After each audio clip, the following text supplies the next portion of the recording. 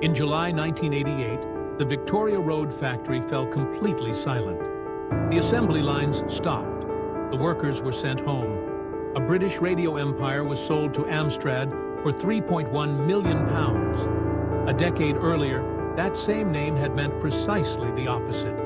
Fidelity Radio was the undisputed sovereign of the British teenage bedroom. It was the plastic portable that pulled Radio Luxembourg out of the static. It was the brand that proved a domestic manufacturer could build a radio for under £10 and flood the high street with affordable sound. But the real story of Fidelity Radio in Britain is not the 1988 factory closure. It is the story of how a nation learned to consume disposable electronics. It is the story of how the British high street demanded a price that domestic manufacturing could no longer meet, and how a company that defined affordable listening was destroyed by the very market forces it helped create. Every week, we tell the stories of British radios, wireless makers, and listening habits that once shaped how people heard voices, music, and memory, and what happened when the market moved on. Subscribe if that history matters to you. The story begins not with nostalgia, but with a specific place. In North Kensington, in 1946. When Jack Dickman founded Fidelity Radio Limited in 1946, the British listening market was a rigid, highly stratified arena, still deeply scarred by the economics of the Second World War. The nation had just emerged from conflict, and austerity was the defining condition of everyday life. Raw materials were fiercely rationed. Wood was scarce, metals were heavily controlled, and the domestic wireless set, an older British term for a radio receiver that brings broadcast signals into the home without a physical program source, was still treated as a major, generational household investment. A proper sitting room radio from established names like Murphy, Bush, or eCasio was an object of polished wood veneer or heavy, dark bakelite, an early hard plastic used for many radio cabinets, strong, moldable, and visually distinctive. These sets were expensive. They required months of saving. They were designed to sit permanently on a sideboard and command the attention of the entire room when the BBC Home Service was broadcast. Before Fidelity arrived, the British working-class listener, the younger family setting up a new home, or the adolescent had very few options for their own entertainment. If a household wanted a second radio for a bedroom or a cold kitchen, they often relied on pre-war hand-me-downs, home-built crystal sets assembled on kitchen tables, or ex-military surplus equipment clumsily modified for domestic mains use. What was missing was not an advancement in acoustic engineering. What was missing was a radio that was unapologetically, ruthlessly cheap. The British listener lacked a product that bypassed the snobbery of the traditional radio dealer, a set that did not demand a complex hire purchase agreement just to hear the news. The gap in the market was enormous, but the established British radio empires were too busy chasing the prestige market to notice the working-class wages waiting to be spent. Jack Dickman saw the gap. In 1946, he established his first operations at 11 Bleckenden Street, a modest address in North Kensington, London, W11. Dickman was not an acoustic purist obsessed with perfect fidelity. He was a pragmatic businessman who understood volume, margin, and the sheer pent-up demand of post-war Britain. He recognized that lower-income households did not care if a cabinet was hand-polished, so long as it could reliably tune into a national broadcaster. The company began producing basic valve radios that use glass electronic valves to amplify and process signals before the transistor era, and quickly found a willing audience. By 1947, Fidelity introduced the Model 2546, colloquially known in the trade as the Caravan set. It was small. It was basic. It was precisely what the high street required. Records suggest that Fidelity's early strategy was entirely focused on the discount retailer. They aggressively bypassed the prestigious appointed radio dealers who sold pie and ikikyo in wood-paneled showrooms. Instead, Dickman courted the General Electrical shops, the mail-order catalogs, and the discount high street windows in working-class towns. Throughout the 1950s, the company expanded rapidly to meet the demand. The workforce grew, and the operation spilt over into the Mersey Works on Mersey Street, London W10, while maintaining the Archdale Works back on Bleckenden Street. Fidelity did not invent new broadcasting technologies, but they mastered the dark art of building to a strict, unforgiving price point. In the established British radio trade, Fidelity products earned a distinctly backhanded compliment. They were known by service engineers as all fur and no knickers, a phrase meaning they looked impressive, modern, and physically large on the outside, but utilized the absolute bare minimum required circuitry on the inside. A massive wooden cabinet might house a tiny, sparse chassis with just 3 cheap valves. But the room did not care about the trade's opinion. The signal did not care about the component count. The set either found the voice in the air, or it did not. And Fidelity sets worked well enough for the thousands of people who bought them. However, the true test of Dickman's philosophy arrived at the dawn of the 1960s. The British radio market was about to undergo a violent demographic and cultural shift. The teenager had been invented as a consumer category. Pop music was accelerating. The BBC Light program was facing fierce, illegal competition from pirate radio stations like Radio Caroline and Radio London, broadcasting from ships anchored in the North Sea. This new, younger listener did not want to sit in the front room with their parents listening to a heavy wooden radiogram, a piece of furniture combining a radio, amplifier, loudspeaker, and record player in one cabinet. They wanted their own music, in their own room, out of the sight of authority. To serve this new market, Fidelity needed to abandon the hot, heavy, fragile glass valve.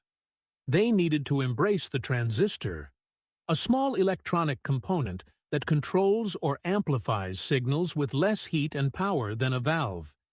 And they needed to do it cheaper than anyone else in Britain. In 1961, Fidelity Radio broke the psychological price barrier of British consumer electronics with the introduction of a single, highly compromised, but utterly revolutionary product, the Fidelity Coronet. The Coronet was a portable radio, a radio designed to be moved from room to room or taken outdoors. It did not use heavy, fragile glass components. It was a transistor radio, a portable radio that uses small semiconductor devices instead of valves, making it lighter, cooler, and more battery-friendly. It was housed in a striking, two-tone red and white plastic cabinet, the plastic body that holds the radio's components and shapes its appearance. It was sold inside a cheap, imitation leather carrying pouch that smelled sharply of industrial adhesive. The physical object was a masterclass in aggressive, unapologetic cost engineering. The Coronet used 6 early transistors marked simply JB2, JB4, and JB6, soldered onto a rudimentary printed circuit board, a board carrying electronic components and copper tracks that connect them. It operated on a single 9-volt PP9 battery, which was heavy enough to give the otherwise flimsy plastic case an illusion of substantial weight. To keep manufacturing costs brutally low, Fidelity's engineers scrutinized every single fraction of a penny. The 2 small tuning knobs on the front panel were designed with a bizarre internal spring mechanism. The user had to physically press them down into the cabinet before turning them, a cost-saving mechanical feature that was almost guaranteed to break after a few years of rough handling by an impatient teenager. Furthermore, it utilized a basic Plessey tuning capacitor, a component that changes the circuit's tuning so the radio can select one station from many. In a stroke of brilliant manufacturing frugality, this capacitor also incorporated two fixed electrical contacts at the very end of its travel that acted as the waveband switch, entirely eliminating the need for a separate physical button or slide switch on the front of the cabinet.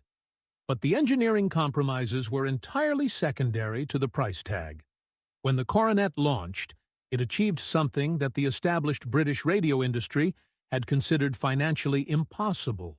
It was the very first British-made transistor radio to retail for exactly £9, 19 shillings, and sixpence. It was just under the £10 mark. Adjusted for inflation and contemporary wages, £10 in 1961 was still a significant sum, representing perhaps half a week's wages for a working-class buyer or a young apprentice. But it was a complete market revelation compared to the £15 to £20 demanded by established prestigious British brands like Bush, Roberts, or Hacker. A Roberts portable was an investment purchased by parents.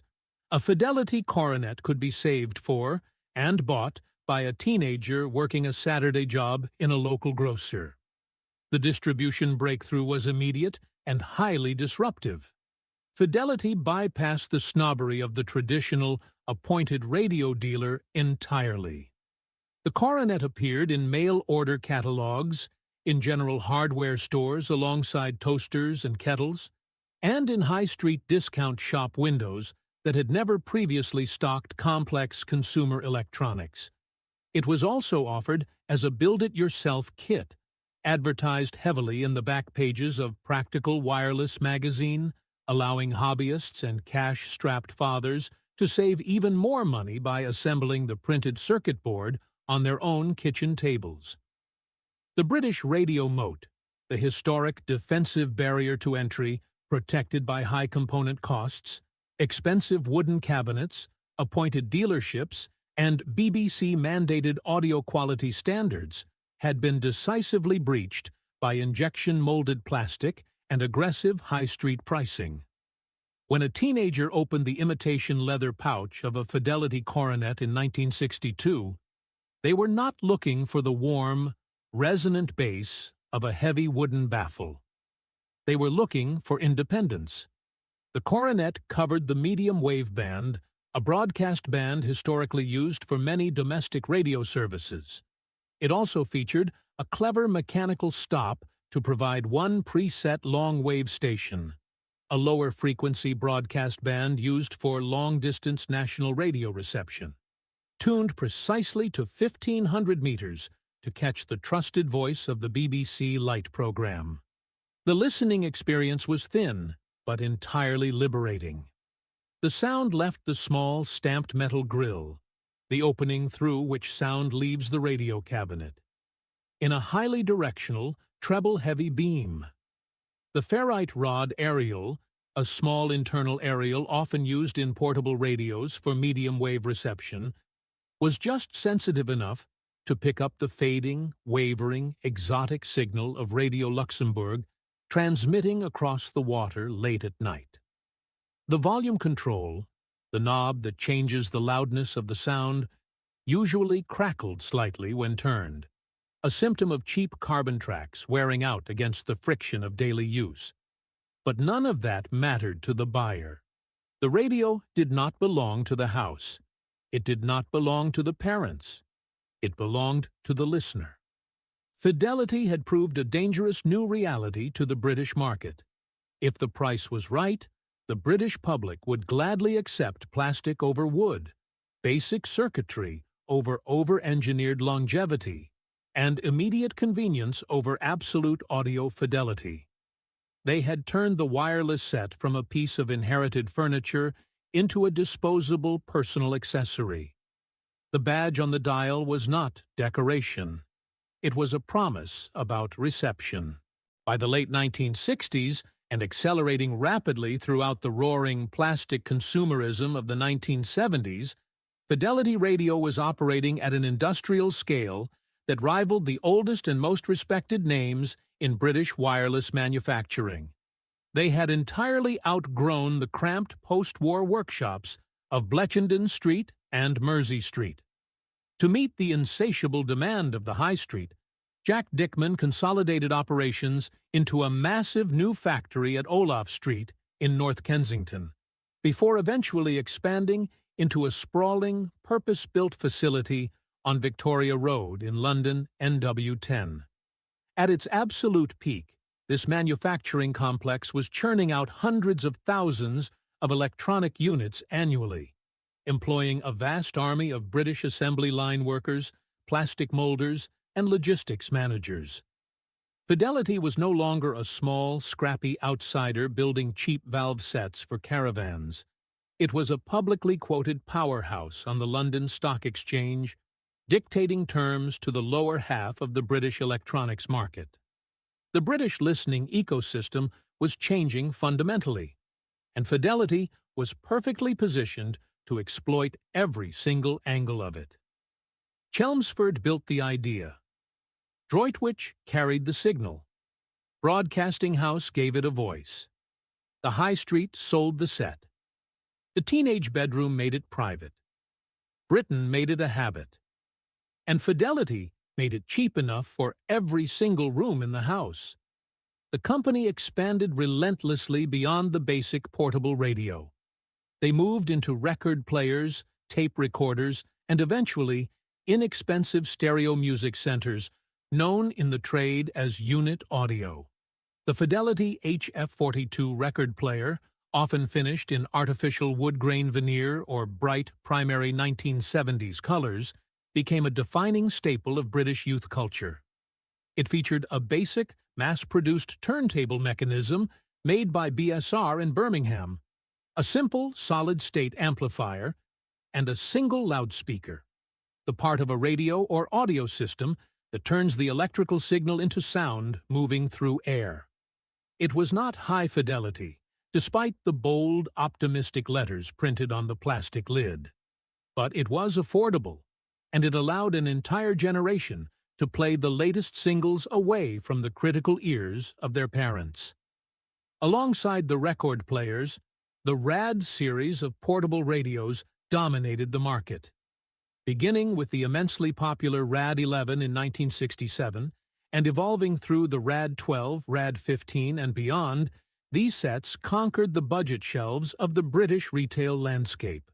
This was a triumph not just of manufacturing, but of distribution. Fidelity radios filled the pages of the newly launched Argos catalogs. They were stacked high in the windows of Currys and Dixons. They were a cornerstone of the co-op electrical departments across the industrial North and the Midlands. Fidelity understood that the high street retailer did not want to sell a complicated, expensive radio to a casual buyer. The retailer wanted a brightly colored, cleanly packaged box that could be handed over a counter in exchange for a few pound notes. Every morning, fleets of delivery lorries left the Victoria Road factory, moving constantly between the London production lines and the massive regional distribution warehouses of the high street chains. This was the Fidelity peak. The defining British cultural moment for the brand was not a prestigious royal warrant, a highly classified military communications contract, or a celebrated engineering partnership with the BBC. It was absolute, inescapable ubiquity. In a typical 1974 British household, the rigid hierarchy of domestic electronics was clear. Downstairs in the sitting room, the main color television might have been a rented rediffusion or radio rental set, guarded carefully by the adults. The main hi-fi system in the corner might have been a prestigious Pi, an older radiogram, a piece of furniture combining a radio, amplifier, loudspeaker, and record player in one cabinet, or a Japanese stereo import. But upstairs, in the bedrooms, the territory belonged entirely to Fidelity. A teenager's Fidelity RAD portable radio was a sensory object of its era.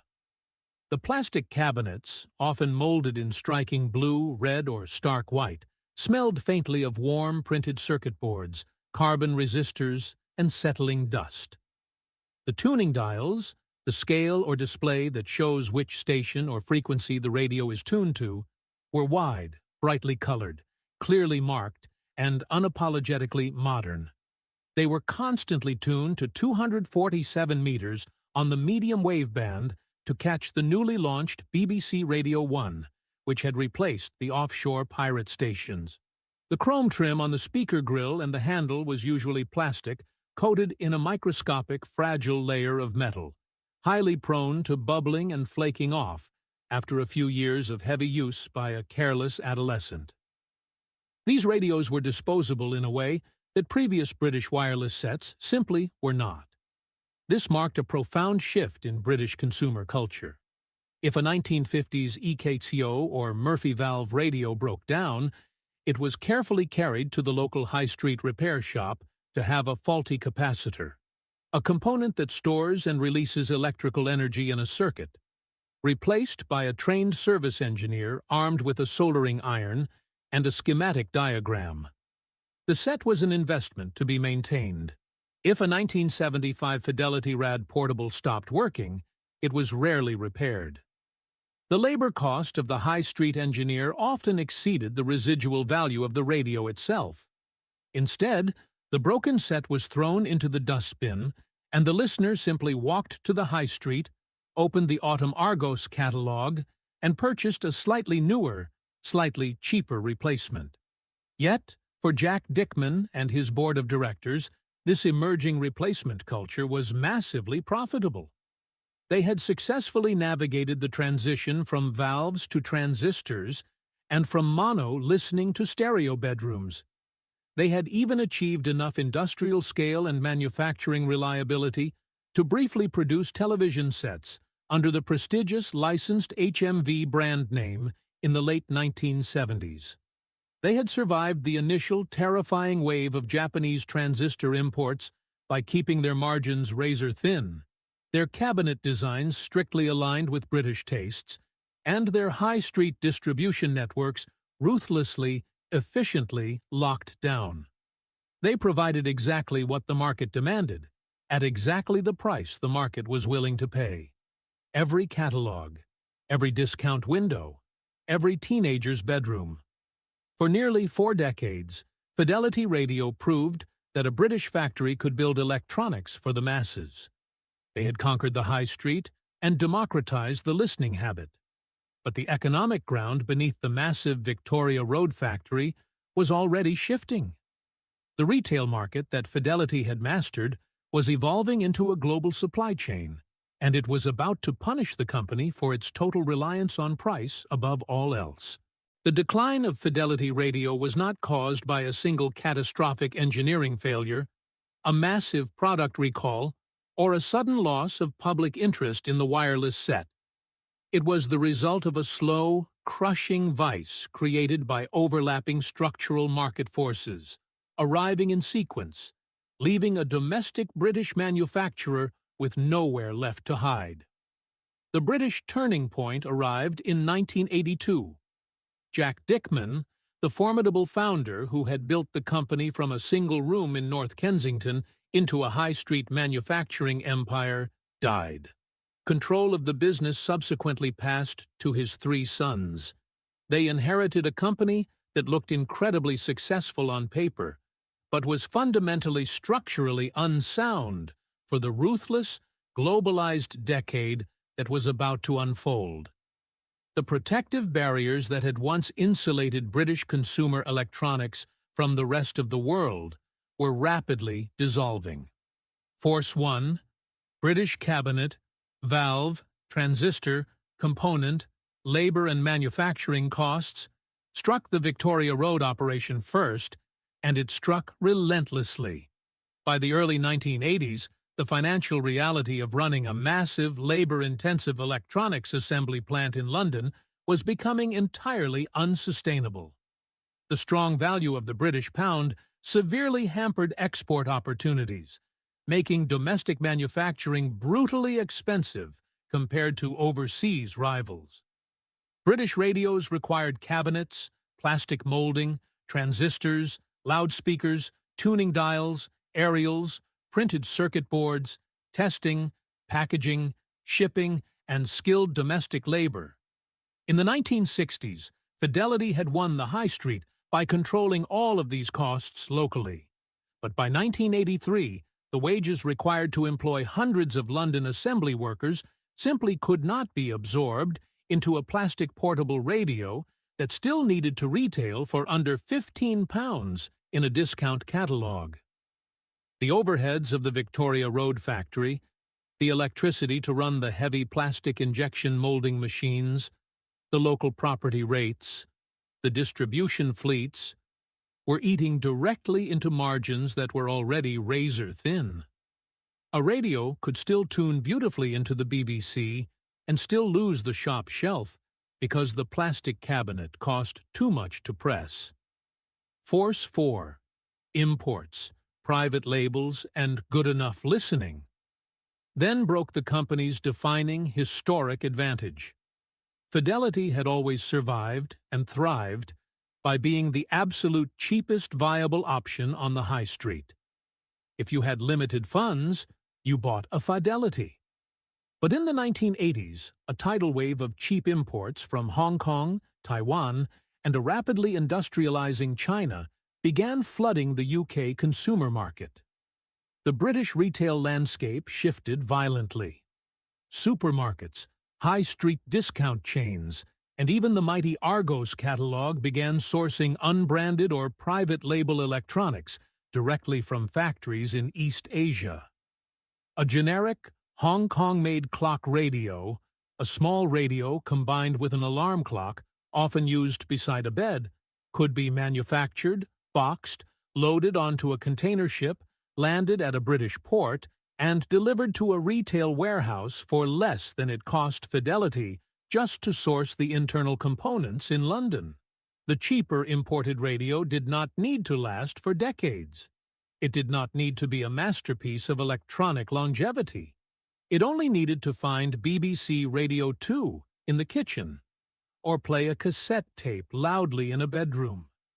The British buyer, who Fidelity had carefully trained to value immediate price over long-term repairability, happily abandoned the domestic brand for the imported alternative. The retreat began quietly, behind the scenes of the annual product brochures.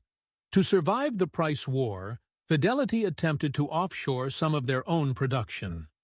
They began importing Far Eastern electronics and placing their own badge on the plastic. The Fidelity RAD 30 portable radio, introduced to the British market in the early 1980s, was entirely manufactured in Hong Kong for Fidelity Radio Limited. The assembly lines at Victoria Road were scaled back, but this offshoring strategy was a temporary bandage, not a systemic cure. If Fidelity was simply importing generic Asian radios and applying their own badge, they offered no unique value to the giant retailers. The purchasing managers at Currys or Dixon's did not need Fidelity to buy radios from Hong Kong on their behalf. The retailers could buy them directly, cutting out the London middleman entirely and keeping the margin for themselves. The brand lost its position on the high street. The catalog dropped the weaker product lines. The listener community, now distracted by the Sony Walkman, Japanese twin cassette boomboxes, and early home computers, moved on without looking back. Profits at Fidelity began to fall rapidly. The company had previously moved heavily into the budget television and audio separates market to compensate, surviving as an unspectacular but steady setmaker. But the profit margins there were also collapsing as imported Japanese and Korean televisions grew larger, vastly more reliable, and aggressively cheaper. In 1984, the struggling, heavily indebted company was bought for £14 million by Caparo Industries, a massive Anglo-Indian steel and engineering conglomerate. Caparo saw a turnaround investment opportunity. They believed they could stem the financial losses, modernize the aging Victoria Road factory, and force the Fidelity brand to move upmarket. escaping the brutal, margin-crushing price war at the absolute bottom of the catalog page. It was a fatal, terminal misreading of Force 3, high street retail, rental chains, catalogs, and online price pressure. The British public did not view Fidelity as an upmarket brand. They viewed it as the brand you bought when you could not afford a Panasonic, a Sony, or a Hacker. The high street electrical shops, point blank, refused to stock Fidelity products at premium prices, knowing their customers would never pay a premium for that specific badge. The brand dilution, the weakening of a brand when its name appears on products that no longer match the original identity, was already absolute and irreversible. A teenager in 1985 did not want a Fidelity stereo system, they wanted Japanese electronics. For 4 exhausting years, Caparo poured millions of pounds into the Victoria Road operation, trying desperately to compete against a new wave of cheap, small-screen televisions, portable audio equipment, and imported hi-fi systems. But the market had changed its rules. Import duties had been steadily cut by the British government as part of global trade agreements, removing the very last layer of artificial protection for domestic electronics manufacturing. By the spring of 1988, the board of Caparo realized they could not stop the financial bleeding. The high value of the pound, the heavy cost of London labor, and the absolute terrifying dominance of Asian electronics imports made the Fidelity factory a financial black hole that threatened to drag down the wider conglomerate. The final British chapter was executed with brutal, unsentimental corporate efficiency. In May 1988, Caparo sold the Fidelity brand name, the remaining inventory, and the trademark to Amstrad, the aggressive electronics empire run by Alan Sugar, for a mere £3.1 million. Alan Sugar did not want the factory. He did not want the workers. He did not want the London assembly lines, the aging plastic molding machines, the repair benches, or the post-war heritage of Jack Dickman. He only wanted the name. He wanted a familiar British badge to stick onto cheap televideos, budget audio systems, and imported televisions that he was already aggressively sourcing from Asia. At the end of July 1988, Caparo formally closed the Victoria Road factory for good. The physical infrastructure of a massive 40-year British radio empire was dismantled and erased in a matter of weeks. The assembly workers, many of whom had spent their entire adult lives building radios for the British High Street, were permanently laid off. The circuit board machinery was sold for scrap metal or exported. The complex plastic injection molds were destroyed.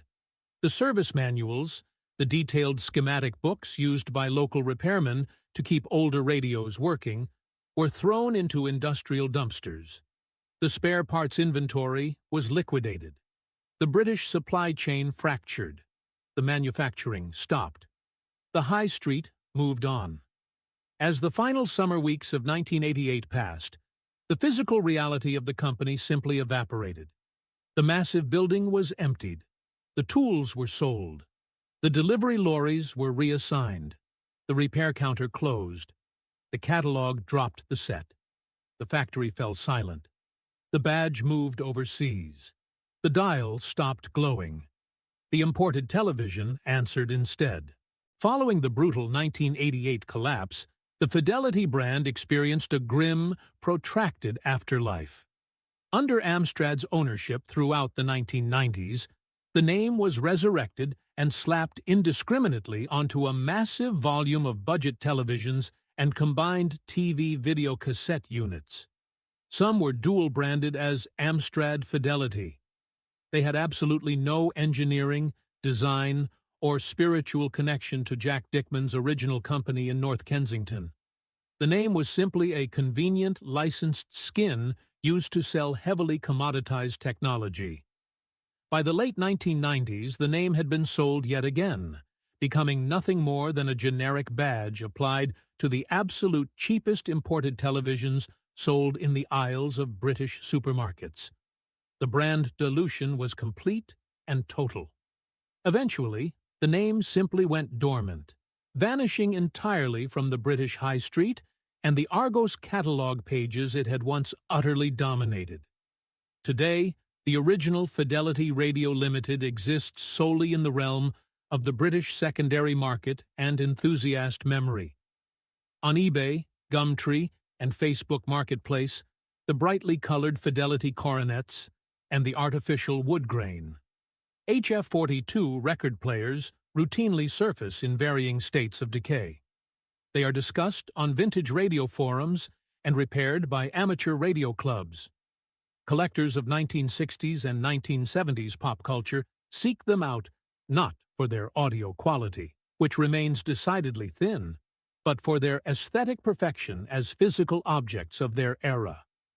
An old British Fidelity radio with a repaired capacitor, a cleaned tuning dial, and a small speaker still pushing air can do something a modern smart speaker often cannot: make listening feel attached to a specific place and time. Not because it was an engineering marvel, because the physical act of tuning it still asks the listener to meet the crackling, imperfect signal halfway, just as an entire generation did in their teenage bedrooms. The physical sites of the empire are gone. The Bleckenden Street and Mersey Street works have been swallowed by the relentless, expensive gentrification of West London. The massive Victoria Road factory in NW10 has long since been demolished, replaced by modern industrial parks, data centers, and vast logistics sheds. There is no blue plaque for Jack Dickman. There is no museum for the cheap plastic portable. Yet, there is a surprise footnote in the surviving record. Among serious radio collectors and restoration experts today, the 1961 Fidelity Coronet, once completely derided by the established trade as a cheap, disposable plastic gimmick, is now highly prized. The very fragility of its cost-cutting construction means remarkably few have survived intact. The cheap plastic tuning knobs that required pressing to turn are almost always broken or missing. Therefore, an intact, fully working coronet today commands a price far higher, relatively speaking, than it ever did in the dusty window of a 1960s discount hardware shop. The story of Fidelity Radio reveals a harsh, uncomfortable truth about how Britain builds, sells, hears, remembers, and discards voices. It shows the massive gap between what Britain says it values: trust, repairability, public service, and honest engineering, and what the market actively rewards: absolute price, immediate convenience, and relentless novelty. Fidelity gave the British public exactly what they asked for: cheap, disposable access to the voices in the air. When the public eventually found someone else on the other side of the world to do it cheaper, they abandoned the domestic brand without a second thought. But the objects themselves refused to entirely disappear. Somewhere in Britain tonight, a battered RAD-11 portable is still sitting on a cold workshop shelf, its plastic case heavily faded, its tuning dial dark, waiting for a hand to turn the volume knob and find one more voice in the air. See you in the next one.